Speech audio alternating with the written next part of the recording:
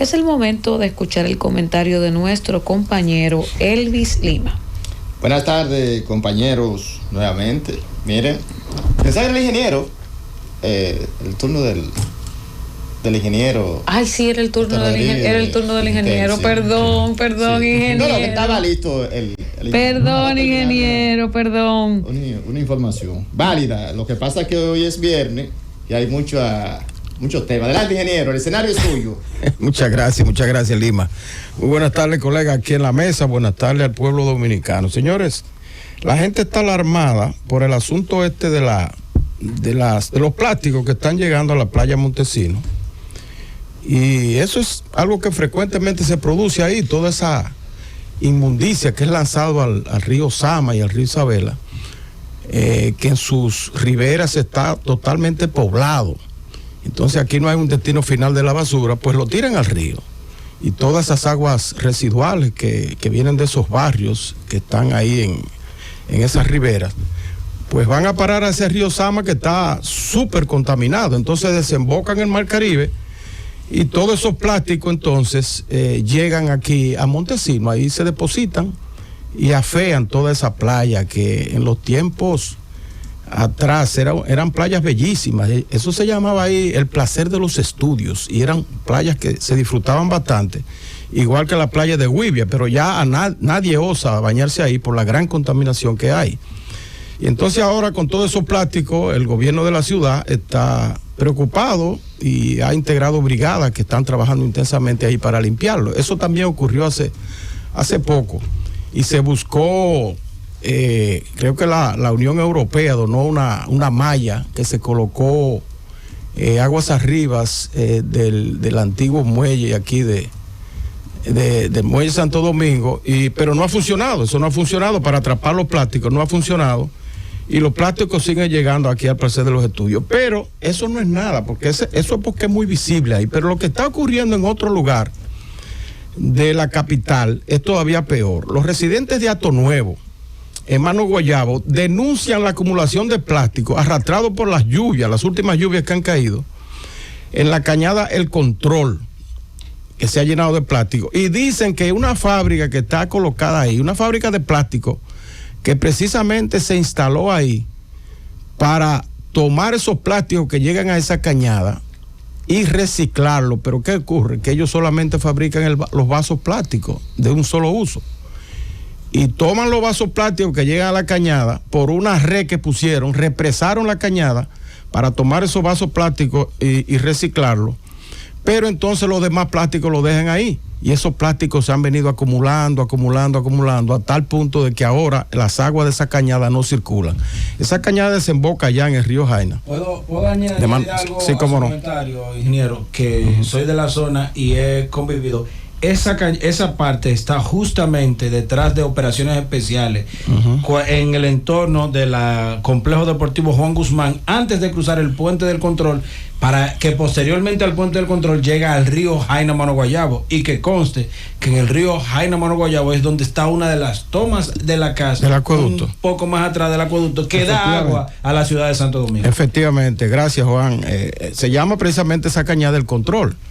Entonces esos plásticos acumulados ahí producen estancamiento de las aguas y las casas se le están inundando a toda esa gente, y es una situación realmente dantesca lo que ellos están viviendo en ese sector de Mano Guayabo, en Hato Nuevo.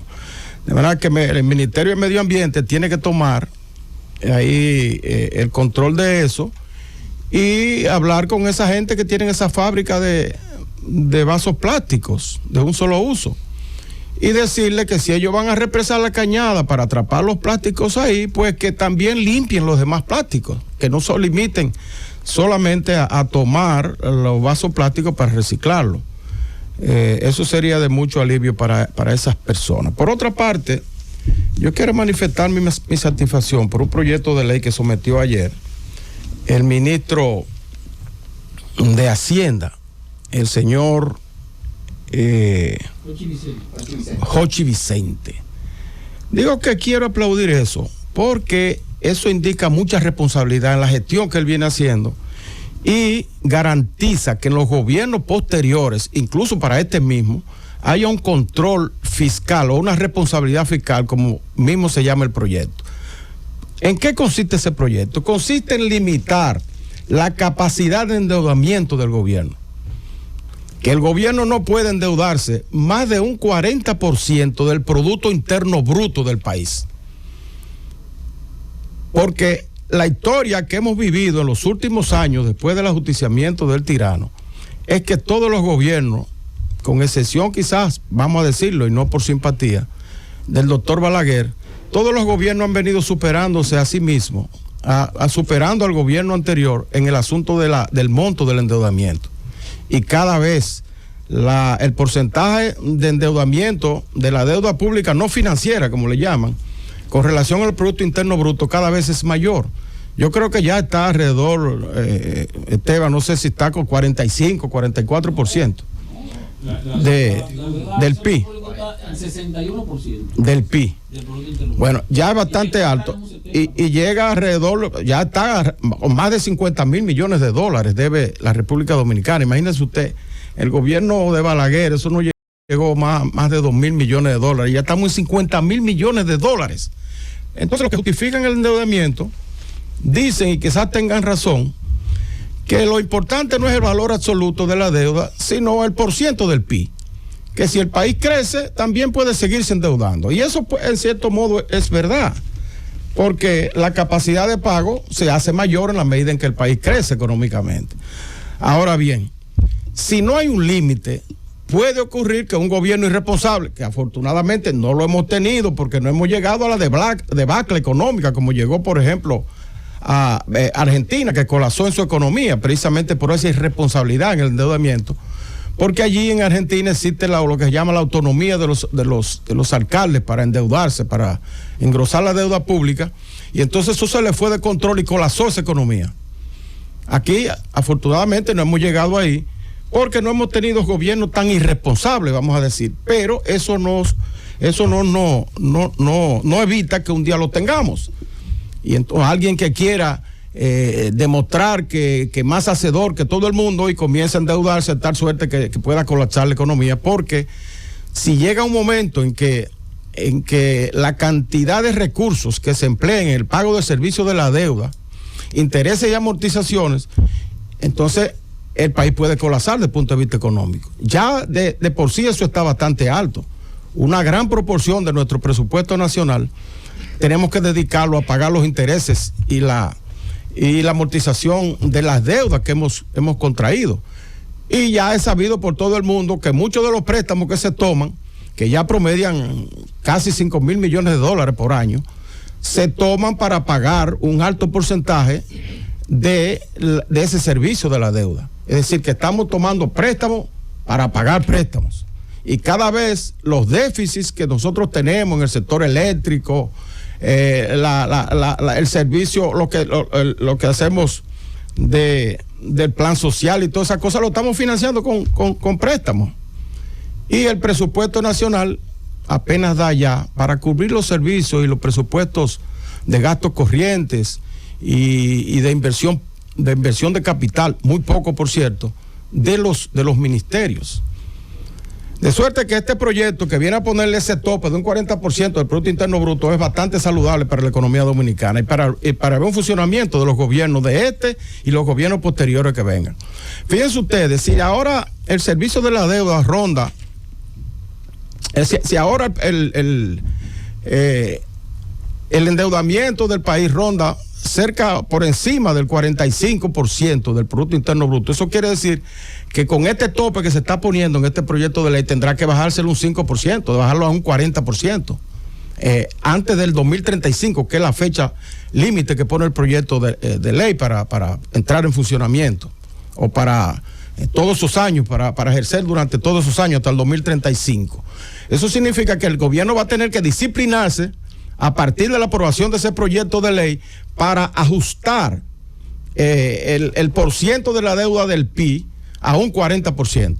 Tendrá que bajarlo un 5, un 7%, de acuerdo a como esté, si es un 45, 47% del Producto Interno Bruto que tenemos colocada la deuda de la República Dominicana. Sí, la deuda del sector público no financiero actualmente, a abril de este año, está en 54.721 millones de dólares. Eso es más o menos el 46% del Producto Interno Bruto. Del PIB. Ahora, cuando se agregan los 19.000 millones de dólares de deuda del Banco Central, entonces llegaría a más o menos 73.700 millones de dólares, que es la deuda consolidada, que equivale más o menos a un 62% del Producto Interno Bruto. Ciertamente lo ideal es que no pase de un 40%. Con 40. Es una disciplina fiscal que se le está imponiendo al gobierno con este proyecto de ley para el asunto de la deuda interna, pero también para el gasto corriente o el gasto primario, como le llaman, que es el gasto corriente más el gasto de capital que tienen los gobiernos. Entonces establece que no puede, el crecimiento de este gasto primario, de acuerdo al proyecto de ley, no puede superar la inflación esperada en más de un 3%, en más de un 3%. Eso también es una disciplina que viene a ponérsele al gobierno, a los gobiernos que normalmente el gasto corriente lo disparan por encima del gasto de capital.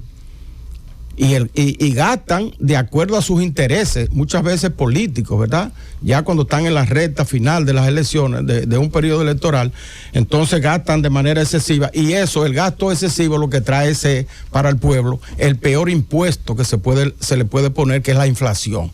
Porque la inflación es un impuesto oculto, silencioso, pero que hace más daño que los impuestos declarados. Entonces, el mucho gasto de un gobierno, cuando un gobierno no se disciplina y gasta mucho, eso implica que el pueblo tiene que pagarlo a través de los productos que consume más caros por la inflación. De manera que nosotros saludamos este proyecto de ley que introduce el Ministerio de Hacienda y dice mucho de la responsabilidad del señor Jochi Vicente en el ejercicio de esas funciones. Francis.